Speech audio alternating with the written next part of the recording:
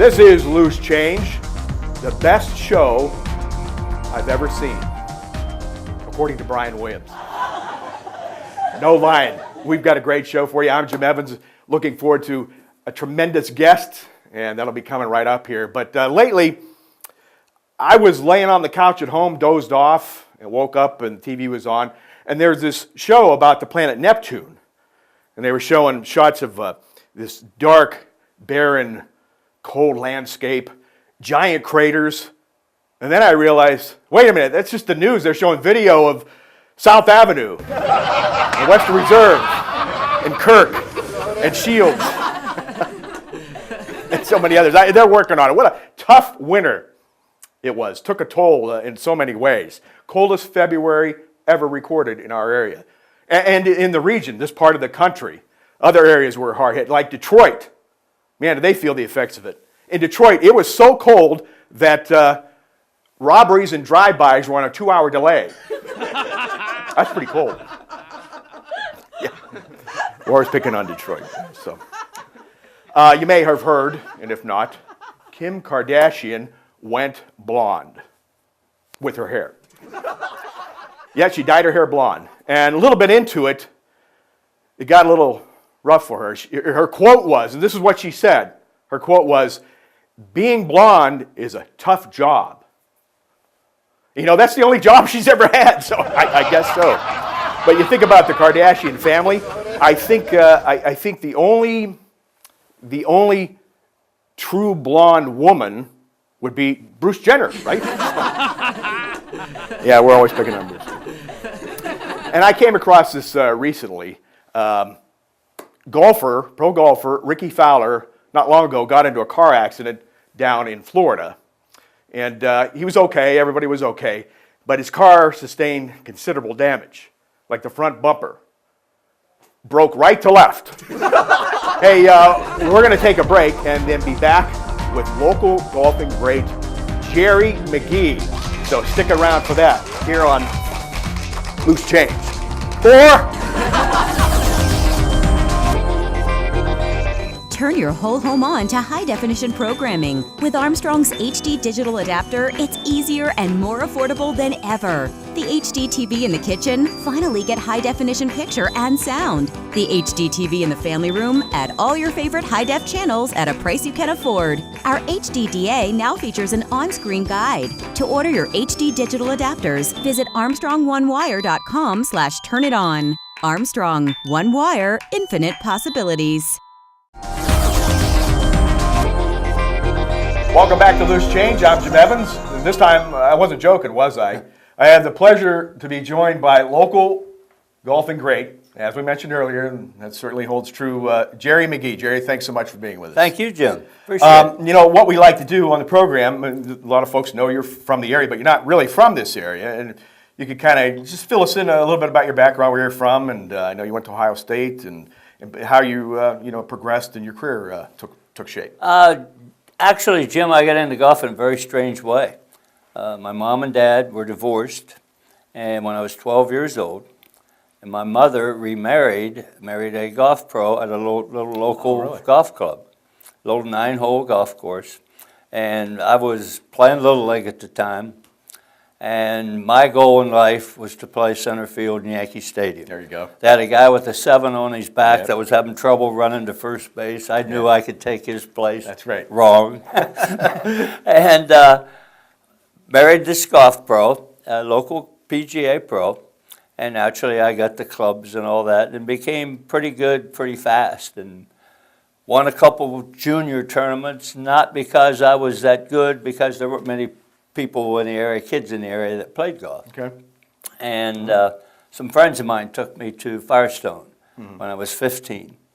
And when I left the parking lot that day, I made the comment to these guys, someday I'm going to play the PGA Tour. There you go. And they laughed and kind of scoffed and stuff. And 100 years later, here we are. And I was very fortunate. I played 28 years. Not too many people have the chance to play a professional sport 28 years, so I'm pretty proud of that fact. Absolutely. And it's been a great gig. It's to do something you really enjoy and love. You're blessed. Yeah, very, very blessed, very blessed. But you played at Ohio State, correct? What was that experience like? I played there very, very short. Okay. A very short time.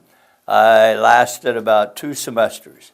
I was the first man on the varsity team, or on the freshman team at that time, which I would have played, and I hated it.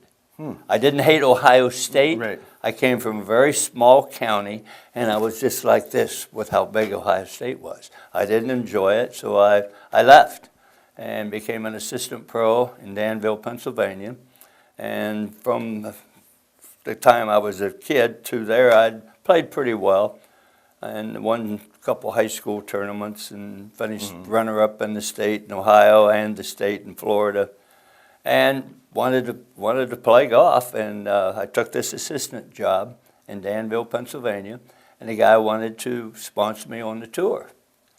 And so that's how I got started, and went through the very first qualifying school and missed it by a shot. Wow. I missed it by 1 shot. They only had 16 players that they were going to take. We played 144 holes, and the last hole was kind of a good story. Jim Colbert, well, it was about like a 440-yard par 4 into the wind. Back that time, 440-yard par 4 was long. Yes. And he had to hit it over water. And the pin was on a 2-tiered green with the pin all the way in the back. And he knocked it on the green, hit a beautiful shot, but he's got a 2-putt to knock me out. And I know there is no way he's going to 2-putt that. And I was right. He made it. Wow. He made it from about 75 feet, and I was 16th. And Wow. it took me a long time to call the guy and tell him, hey, I missed it by a shot. And he said, well, work for the next year and come back. And I went back the next year and qualified easily and started my tour career. You turned pro, it was in 1966? Right. And then got on the tour in 67? 67, right.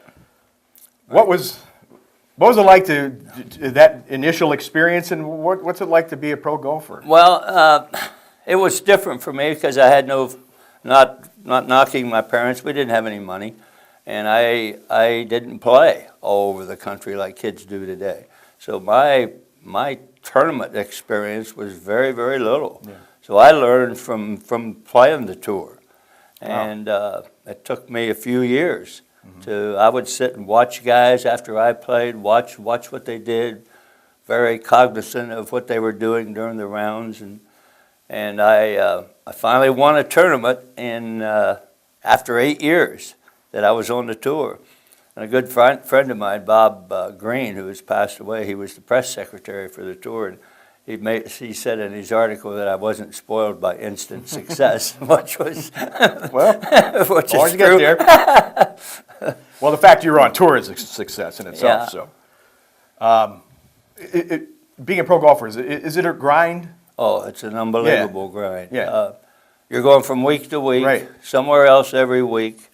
You're playing, especially a rookie. You're playing a new golf course. The first 3 years, I always said you find out something about the golf course, you find out where the hotels are, and the next year you find out where the good restaurants are. There you go. And if you haven't made it by then go home because you're not going to make it. But yeah, it's very tough. And what people don't understand is that you never play a team that's in second place or third place or the bottom. You're playing with the best in the world every single week.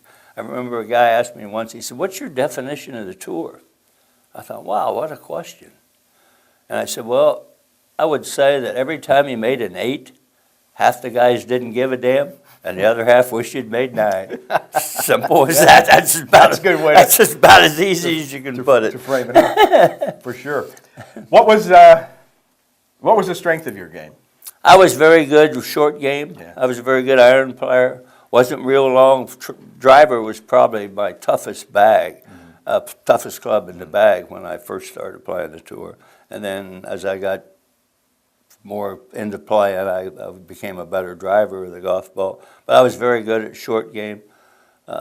Bunker shots, I would have played anybody in the world out of a bunker. And that was my strength. I would assume, it's pretty much a year-round thing. But did you take any time off from it, or was it a 12-month deal for you. It wasn't a 12-month deal. We'd come home for like a month and a half, and then start back out again. At that time, the tour started in California, and we'd play California, and we'd go to Tucson and Phoenix, and from Phoenix, you would get in your car after the last round and drive to Miami, get ready for the Pro-Am on Wednesday. A lot of people don't understand, they think you play 4 days a week, senior tour 3 days a week. That's not the case. You're either playing in a private outing on a Monday, you're playing a practice round on Tuesday, you're playing a Pro-Am on Wednesday, playing Thursday, Friday, Saturday in a tournament, boom, in the car, in the plane, you do the same thing the next week. I mean, I've gone as many as 16 weeks without a day off. Wow. Never take a day off. What were some of your favorite courses? My favorite is Augusta, without question. To me, it's the best golf tournament in the world. Sure. It's number one, and next best is about fourth or fifth. I cannot wait for Augusta to start, the Masters to start this week. And a lot of people don't understand, they were such innovators in golf. They were the first tournament to have gallery ropes. They were the first tournament to have scoreboards. Really? They were the first tournament to be televised overseas. They were the first tournament to put paint in the cups so you could see on national TV. They were the first tournament to have a press box. I mean, they were such innovators. They were so far advanced in everything that they've done. Have you ever been there? No, I have not. And it's just, worth it's the the most trip, huh? pristine, gorgeous place. It's an outdoor cathedral. I Yeah. mean, it's just absolutely Great description. gorgeous. Well, what was while you mentioned that, I was going to get to that, but what was it like to play in that tournament? Nothing like it. I'll never forget my rookie year. I got paired in Wilmington, South Carolina, the Azalea Open with Gary Player. Wow. And he asked me how my year was going and all this. I said, not bad for a rookie. He says, laddie, he says, set your goals for the Masters. He said, it's the epitome of a golf tournament. And I remember as a kid watching Palmer win it, so many times. And it was so much better than I actually thought it'd be. And that's very seldom the case. Just how hard it is to get in the tournament. Once you get there, the excitement that happens beforehand. I even brought it, and I don't know if you can get it on here. This is the only way that you can get in Augusta. That's the invitation that you get. Oh, wow. And it has not changed. The only thing that changes is the date and the chairman over the years. Every other tournament you sign up for. This one, you wait for that to come in the mail. And the anticipation, whether it's Nicholas, however many times you've won the tournament, that's the invitation that you get to get in the golf tournament. It's pretty neat. More than that, the Board of Governors of the Augusta National Golf Club cordially invites you to participate in the 1972 Masters Tournament to be held in Augusta, Georgia, the 6th, 7th, 8th, and 9th of April. And that was that your best finish? Yes, it was. You tied for fifth. Rookies don't play well there, and I tied for fifth. Had some good finishes there. Finished fifth, finished 11th, finished 15th twice, 21st once. I played the course well. I loved it. But did it set up good for you? Yeah, because I was so good with the short game. Yeah. I mean, some of those greens, I can take a scratch golfer from around here and put his golf ball on 18 greens and let me place it. You won't break 90. I mean, they're just like this, and you have to learn them. And they're very difficult to learn. And Bruce Crampton, who was a great player on the tour, I played every practice round with him, and he told me where to hit it, where not to hit it. If the pin was left, you needed to be right. If the pin was right, you needed to be left. I look so forward to it every year. I'm so envious of Jim Nance to be able to go from the Final Four to Augusta. Yeah, there's another guy. So, hey, hold that thought and others. And we're going to take a quick break and then be back with Jerry McGee. It's Loose Change. We'll be right back. When your product isn't as good as cable, you hire an expensive law firm. When you hire an expensive law firm, they write small print. Smaller. When people don't read the small print, they sign up for a product that is not as good as cable. When they discover that they signed up for a product that is not as good as cable, they read the small print. When they read the small print, they lose consciousness. Don't lose consciousness. Stick with Armstrong and never be surprised by the dish's small print. Armstrong, one wire, infinite possibilities. Welcome back to Loose Change. Tina back up again with Jerry McGee. I'm Jim Evans, and we were talking about the Masters tournament, and of course that'll be coming up, and this show will air after its conclusion. But still, we want to get into that. And when you played that tournament or others, but especially that one, did you feel pressure? Oh yeah, oh definitely, yeah. There was pressure there. It's a tournament where you didn't stay at a hotel. You rented a house. Oh, okay. The in-laws, the outlaws, everybody came down, and because it was the only way they could ever get tickets. And most of us that played golf, our families, were golfers. So it was a great deal for everybody, and the rooms. I mean, a lot of people at Augusta who are not golfers rent their house out that week heard that, yeah. to pay for their vacation. I mean, it was very expensive, but you had home cooking because mom or your wife was doing the cooking, and it was cool. It's nothing like that. The only time I ever cried in golf, I missed the cut my second year after finishing fifth the first year. I could not wait to get back there. I've always dreamed of playing there, and I could not wait. And the first hole was an uphill par 4, dog leg to the right with a bunker on the right, and I buried it right in the top half of the bunker. And I tried to hit it in further, deeper. Blasted down. To make a long story short, I made 8. The very first hole. I missed the cut. It's the only time I ever cried in a tournament, when I missed the cut. Do you remember most of your shots from those tournaments? You remember? Yeah, you do. You remember a lot of shots. Funny story. I was playing with Tommy Bolt the first tournament. I've told this 1,000 times at doing speeches and stuff. Tommy Bolt's wife had been sick. Tommy Bolt was a great player, U.S. Open winner, and he had been sick. His wife had been sick. So he didn't get in until Thursday night. And we're playing the 13th hole, dogleg left, round Ray's Creek, and you got to carry the creek on your next shot. And Bolt hits a pretty good drive out there, and he asks his caddy, big black guy named Moses, was a standard at Augusta, had been there for zillions of years. And he asked his caddy, he says, what should I hit up there? He said, I don't know, Mr. Bolton. He said, but on Tuesday, he said, I caddy for Mr. Sneed, and Mr. Sneed hit him a 4-wood up there.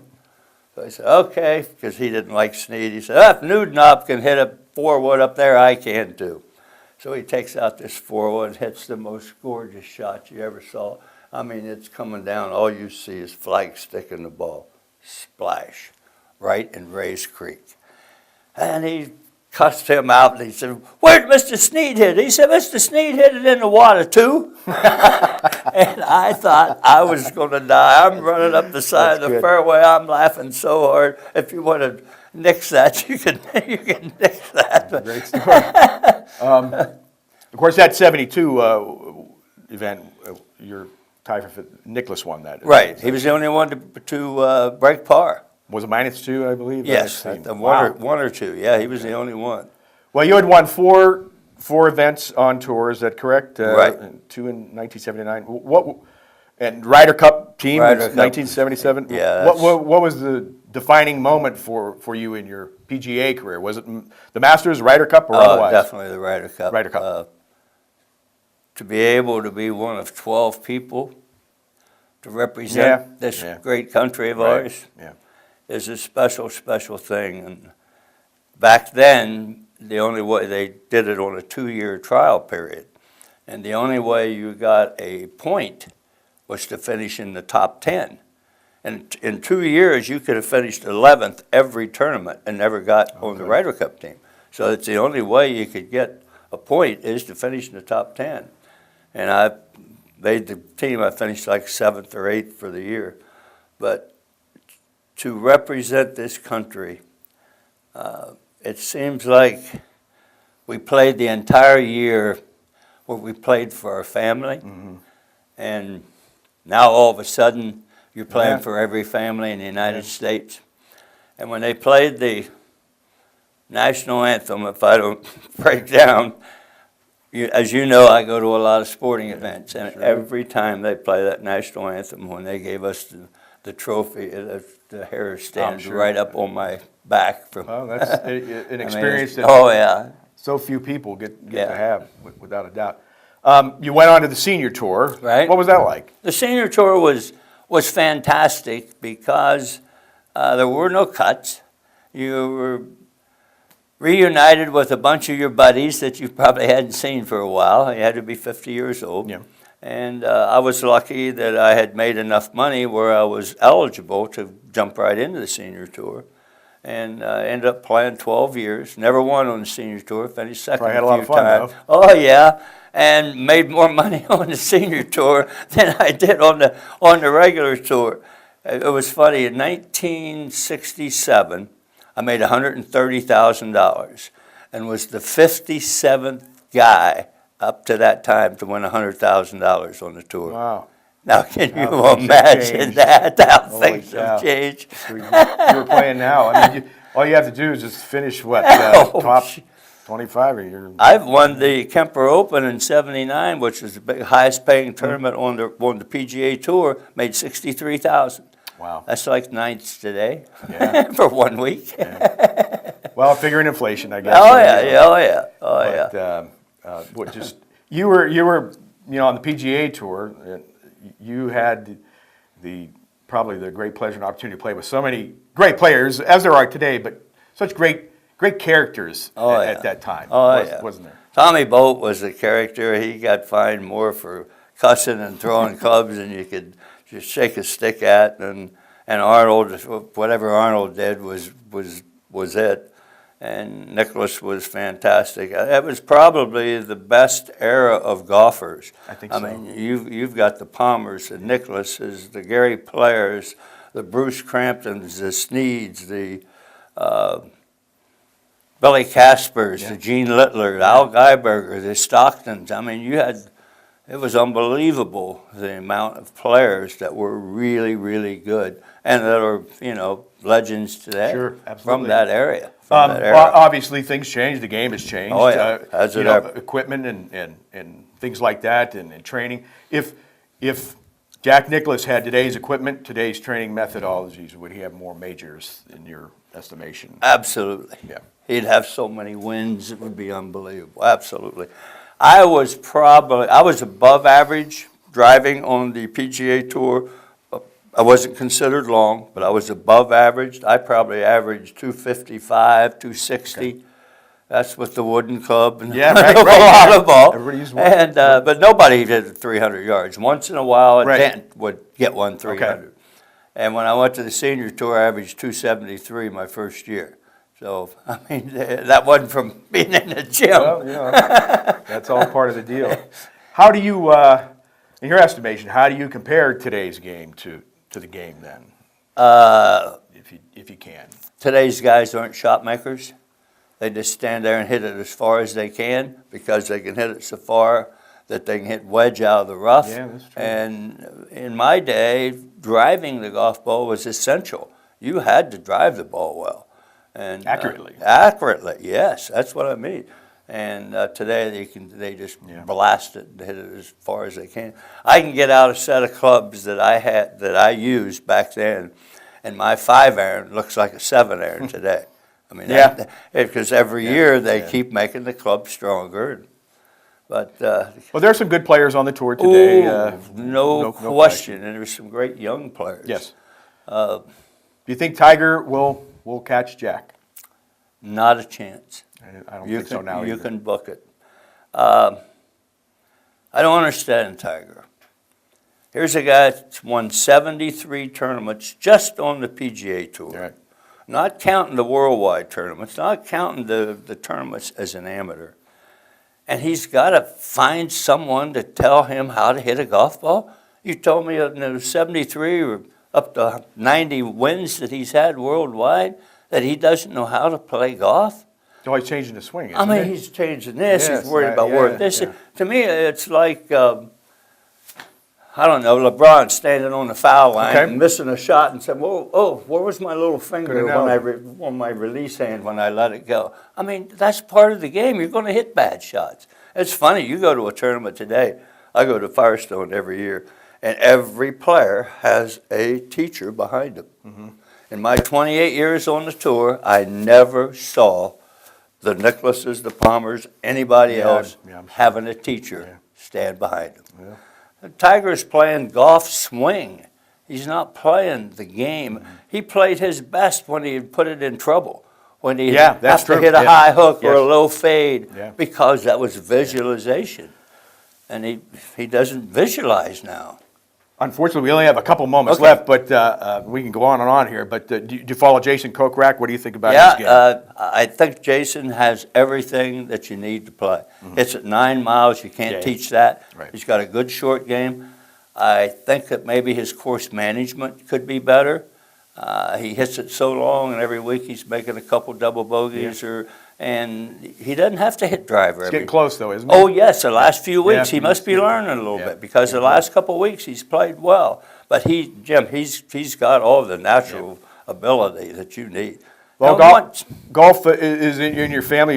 Your son, of course, was an agent, correct? And now he married Annika Yeah. Sorenstam, Yeah. who I think is the greatest female golfer. Oh, she ever, is. She is. You're right. And that has to be really special. Yeah, and I wish you could meet her, Jim, because she really doesn't know who she is. You never hear her talk about golf or what she's done. You'll hear her talk about what she wants to do for one of her things that she's involved in, or foundation or something like that. That's great, though. I've been very lucky to be able to meet and play golf with a lot of celebrities, and I've never met a celebrity as humble as she is.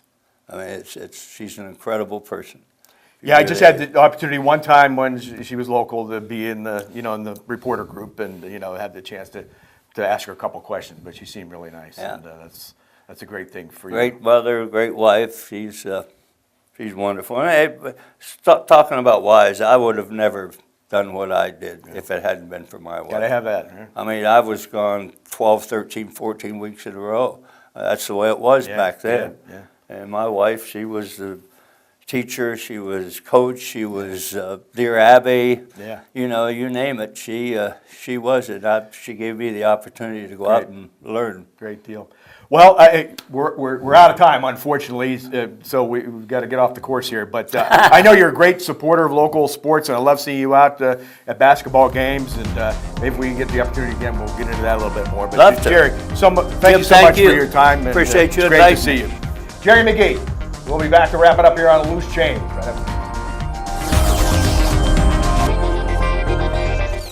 Armstrong Local Programming features our community like no one else. Meet your friends and neighbors at special events. Find the perfect pet.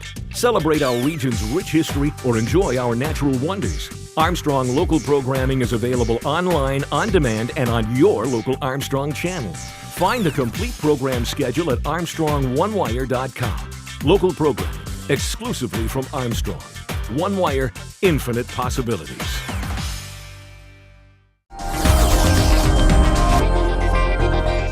Yeah, I think that's going to break a little bit that way. Hey, and that's going to do it for us on today's episode of Loose Change. Thanks so much to Greg Roden and, of course, to Jerry McGee. I'm Jim Evans. We'll catch you again next time here on Loose Change. I got a caddy for Jerry.